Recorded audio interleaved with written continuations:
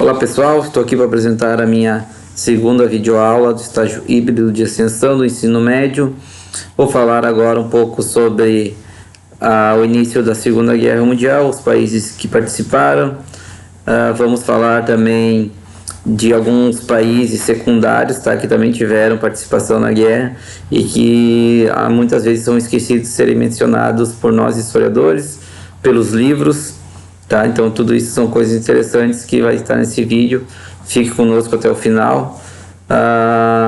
Vamos lá. Pessoal, o que eu posso dizer para vocês? A Segunda Guerra Mundial é um dos conflitos mais interessantes para serem estudados, porque além de um conflito que causou muita morte e sofrimento, tá, que as pessoas buscam nos conflitos estudar essas causas, infelizmente a Segunda Guerra Mundial também é algo que a gente pode tirar de lição para erros que a humanidade não pode cometer futuramente, né? Um conflito em larga escala não é algo que pode acontecer a qualquer momento, infelizmente, mas eu espero que os nossos líderes eles tenham bom senso de não fazer o que foi feito durante a Segunda Guerra Mundial, tá? Mas vamos lá. Na década de 30 já havia muitas escaramuças no mundo, tá? Na África, a Itália já lutava uma guerra contra a Etiópia, conhecida como Segunda Guerra Ítalo-Etiópia. Essa guerra era algo que o Mussolini fazia para reconquistar alguns terrenos e alguns lugares que ele havia perdido durante a Primeira Guerra Mundial, mas ele não conseguiu derrotar os etíopes, tá? Na Ásia, o Japão também tinha anexado partes da Manchúria, que era da China, também anexado a Coreia, que também era parte da China naquela época, tá?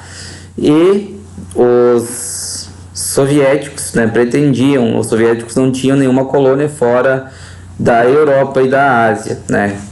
A Rússia tem uma parte que é europeia e uma parte que é asiática. E eles também futuramente tinham essa intenção de conquistar alguns territórios, mas não o fizeram, tá, pessoal? Também podemos anexar tudo isso à Guerra Civil Espanhola, que teve participação direta das forças nazistas e italianas, tá? O que era? Os nazistas usaram a parte da guerra na Espanha para atualizar seus equipamentos militares e formar novos pilotos, que a Força Aérea Alemã foi muito utilizada naquela guerra civil. Os italianos, com assessores militares, também algumas tropas no terreno ajudaram as forças de Franco, né? Então tudo aquilo foi para impedir que um governo socialista tomasse conta na Espanha, tá? Algo que a gente pode também notar nisso tudo, e que no meu trabalho eu coloquei, foi que muitos países como a França, a Inglaterra, os Estados Unidos e alguns outros países da Europa, eles tinham medo que a Revolução Bolchevique, que abalou a Rússia na Primeira Guerra Mundial, chegasse a seus países, onde as classes operárias poderiam ter direitos, né, e não seriam tão exploradas quanto eram naquela época por essas monarquias. Tanto que a Alemanha anexou a Áustria sem disparar um único tiro, tá? A Áustria, que no primeiro vídeo, vocês sabem, é a pátria onde Hitler nasceu, tá? E também foi dissolvida do Império Austro-Húngaro no final da Primeira Guerra Mundial. Ele anexou algumas regiões da Tchecoslováquia, né, antiga Tchecoslováquia, que hoje são dois países, a República Tcheca e a Eslováquia, com o intuito de salvar alemães étnicos que viviam naquele lugar. Mas não, ele não tinha essa intenção, pessoal.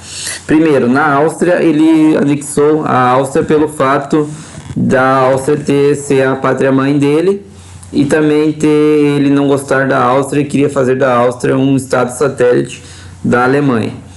Na Tchecoslováquia, ele já queria usar a região dos Sudetos, a primeira parte onde ele invadiu, o exército alemão invadiu, era uma área rica em carvão e minérios, e esse material era de suma importância para o desenvolvimento das fábricas da Alemanha, tá? Então não é só por questão de defender o povo alemão, não. Ele tinha interesse comercial naquelas áreas, tá? Outra coisa muito interessante foi a inércia, tá, da antiga Liga das Nações com tudo isso que já estava acontecendo no mundo, né? Como eu disse, a guerra na Ásia, a guerra na Europa, na África, e eles não fizeram nada para apaziguar isso. O Japão, que entrou em guerra logo depois, né, que junto com a Alemanha e a Itália formavam os países do eixo, era um país que decidiu invadir esses locais na Ásia, também por parte de pegar recursos naturais. O Japão, como todos nós sabemos, é uma ilha e carece de muitos recursos naturais, principalmente petróleo, borracha e minérios. Não tem como você manter uma força de guerra produzindo aviões, tanques, canhões, navios, sem ter o mínimo ou o principal, né, que é para produzir os materiais necessários. Então o Japão usou isso para atacar e anexar alguns lugares que eram ricos nessa parte. Vemos nisso também uma justificativa dos japoneses nessa parte da guerra, foi os embargos que os Estados Unidos faziam contra o Japão. 80% do petróleo que o Japão consumia naquela época eram exportados dos Estados Unidos. Então, sem petróleo, a máquina de guerra deles, principalmente sua marinha, que era essencial para o esforço de guerra, não teria como avançar. E se eles não tivessem petróleo dos americanos, eles teriam que buscar em outros lugares. Foi o que eles fizeram. Conquistaram países na Ásia que eram produtores de petróleo, então eles não precisariam mais depender das exportações de petróleo dos americanos. Tá? Com o início da Segunda Guerra Mundial, ali em 1939, com a invasão da Alemanha na Polônia, um pouco antes disso, nesse mesmo ano, Hitler e Stalin já tinham assinado um pacto de não agressão, que também isso é uma coisa que a gente vê bastante nos livros de histórias. O que foi esse pacto? Esse pacto nada mais foi para Hitler do que um preparativo futuro para invadir a União Soviética, porque nesse meio tempo, antes dele invadir a União Soviética, ele focou em anexar a Bélgica, a Holanda, derrotar a França e também depois subjugar a Inglaterra, deixando os seus exércitos e sua marinha à mercê, porque a Inglaterra também é uma ilha. Eles não podiam desembarcar tropas na Europa, então Hitler estava, depois de conquistar a França, ele não tinha mais nenhum inimigo de peso dentro da Europa, a não ser a União Soviética. O mais engraçado de tudo isso, pessoal, é que tem países como a Romênia, tá? A Romênia, a Hungria, eles lutaram ao lado dos nazistas, tá? Vocês não vão ver muito isso nos nossos livros, mas sim, eles lutaram ao lado dos alemães. Eles eram muito simpatizantes do nazismo. E, inclusive, em vários países da Europa, até mesmo na França, existiam movimentos de extrema-direita, tá? Que pregava o nazismo nesses países. Na França, os espanhóis que foram derrotados na Guerra Civil foram mandados para campos de concentração ou trabalhos forçados, eles não gostam que falam isso, mas campos de trabalhos forçados em locais na própria França. E quando a Alemanha derrotou o exército francês nos primeiros meses da guerra, muitos moradores franceses viram os alemães como salvadores, tá? Também vocês não vão ver isso, mas isso aconteceu, é fato, tá? Então é uma coisa engraçada. Os romenos e os húngaros lutaram, seus exércitos lutaram ao lado dos alemães.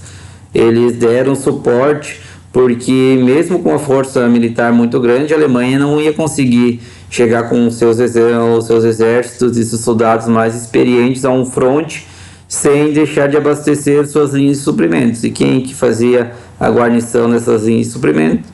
Eram os exércitos da Hungria, da Romênia e de alguns outros países. Quando o Hitler entrou, para vocês terem noção, quando o Hitler entrou na União Soviética, né, quando ele declarou guerra na União Soviética em 1941, ele dividiu o exército dele, tá, para conquistar Moscou, Stalingrado, Leningrado e também Kiev na Ucrânia.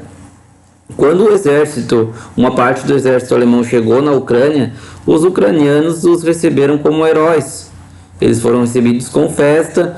Por quê? Porque os ucranianos não gostariam de fazer parte da União Soviética. Tá? Então, claro, a Ucrânia, muitos soldados ucranianos lutaram ao lado dos soviéticos, mas a maior parte da população naquela época também era a favor dos nazistas, tá, pessoal? Então é uma coisa complicada. A gente tem que notar isso e tem que falar sobre isso, porque você dizer que um país, né, lutou, bem dizer, sozinho e conquistou todos aqueles, não foi bem assim. Os romenos deixaram o primeiro exército deles, que era o maior, composto por 40 mil soldados, lutando junto com os alemães. Os húngaros, a Guarda Nacional Húngaro era composta de mais de 15 mil soldados. Então, só aí são 50 mil soldados lutando ao lado do exército alemão, tá? Então, usando disso, né, e mais alguns outros países e alguns outros simpatizantes nazistas que, infelizmente, existiam em todos os países da Europa, tá? Não era só em alguns. Com os simpatizantes, ele aumentou suas fileiras. Claro, não foi o suficiente para ele chegar até o final da guerra, mas nos esforços na primeira parte da guerra ele viu que isso era possível, que ele tinha simpatizantes e que ele poderia aumentar suas fileiras. Mas os alemães também não confiavam nesses voluntários. Por quê? Porque eles não eram bem treinados, o exército romeno não era bem equipado, a Guarda Nacional Húngaro também não era bem equipado, então eles tinham serviços secundários no esforço de guerra, que era manter as linhas de suprimento para o exército principal alemão na frente de batalha. A guerra se dividiu, tá, na minha opinião, em 3 grandes fases. A primeira fase, que vai ficar nesse vídeo, é a fase entre 1939 a 1941, que foi a fase em que o eixo, né, mais conseguiu vitórias, né, que ele avançou. Nessa guerra a gente viu que a Alemanha, com sua Blitz, né, foi isso, ela conseguiu, a guerra relâmpago, ela conseguiu derrotar facilmente o exército francês, que era em qualidade e números equivalente ao exército alemão, conseguiu derrotar o exército belga e holandês, subjugou o exército polonês, e o exército da Tchecoslováquia não interferiu na guerra, porque os tchecos ficaram à mercê ou deixados sozinhos para serem derrotados quando a Alemanha invadiu os Sudetos. Eles nada fizeram, tá? O que essa guerra nos mostra também em táticas de batalha, que foi nessa primeira fase? O emprego maciço de carros de combate com apoio da Força Aérea. Na Primeira Guerra Mundial, a guerra foi travada em trincheiras com o uso de cavalaria. Se alguém viu alguns filmes da Segunda Guerra Mundial, quando a Alemanha invadiu a Polônia, você vê que o exército polonês não tinha carros de combate, tá, pessoal? Eles dependiam quase que exclusivamente de cavalos. E quando o exército alemão todo mecanizado entrou na Polônia, eles mal puderam se defender. Não tem como um soldado montado no cavalo lutar contra um carro de combate, né? Vamos usar o nosso português mais colonial, um tanque de guerra. Não tem como ser páreo para isso, né?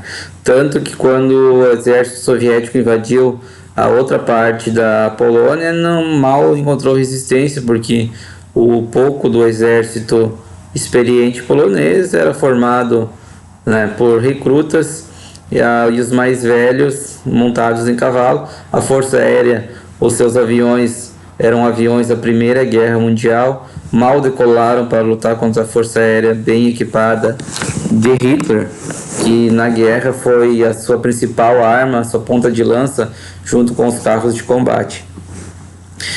Foi tão avassalador tudo isso, a criação de novas armas por parte dos alemães, que até hoje as pessoas ficam espantadas como Hitler conseguiu fazer isso, tá?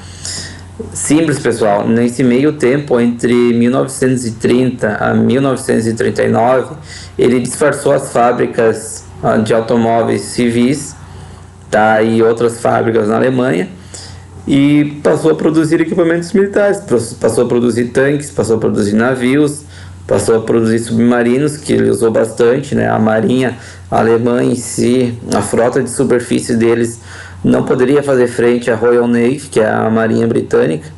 Então ele passou a produzir submarinos, né? Tanto que logo depois os submarinos alemães fundaram navios mercantes na costa brasileira, espalharam terror pelo Atlântico, né? Muitos navios mercantes que levavam comida e suprimentos para países na Europa foram atacados, e a maioria era de países neutros. Isso era um esforço de guerra deles para deixar a Grã-Bretanha, que lutava, bem dizer, sozinha na frente europeia, sem mantimentos. Mas isso é outra história para mais tempo. Para quem gosta de pesquisar, pode olhar alguns filmes. Existem vários, tá? No meu trabalho, se alguém quiser, eu posso deixar o link de alguns filmes para vocês assistirem, vale muito a pena. Tem um filme, na verdade, mas é um documentário, que se chama O Levante do Gueto de Varsóvia. Eu até vou comentar isso com vocês agora, que mostra as pessoas que foram empurradas para um gueto na cidade de Varsóvia, na Polônia, né? Mais de 600 mil pessoas que viviam espremidas ali, ganhavam uma refeição por dia, tinham que trabalhar, muitas vezes também nem isso ganhavam, não tinham acesso à água potável, não tinham acesso a médicos e a remédios, e eles conseguiram explorar algumas brechas, se rearmaram e lutaram contra a ocupação alemã. Infelizmente, isso foi um ato heróico, mas que não surtiu efeito em termos militares. Mas como é bom frisar que quando você é forçado, quando seu povo, você vê pessoas sofrendo e você é forçado por alguém maior, você tira forças para lutar, pessoal. Então é interessante, é pouco conhecido aqui no Brasil. Anos atrás, esse mesmo filme, esse documentário foi exibido em 2 partes no SBT. Então é um filme muito antigo, mas que vale a pena. Vocês vão gostar, vocês vão ver como os judeus e os demais que foram exterminados lutaram, mesmo sabendo que não podiam derrotar os alemães, lutaram até o final, até as últimas consequências. E como eu disse, não teve um apelo militar, não teve uma conquista militar, mas sim teve uma conquista histórica, porque até hoje a gente está aqui lembrando disso aí, e que eles felizmente não foram esquecidos por nós, e tomara que não sejam, né? Espero que vocês tenham curiosidade de saber que filme é esse e assistam. Tá, pessoal? Até o próximo vídeo.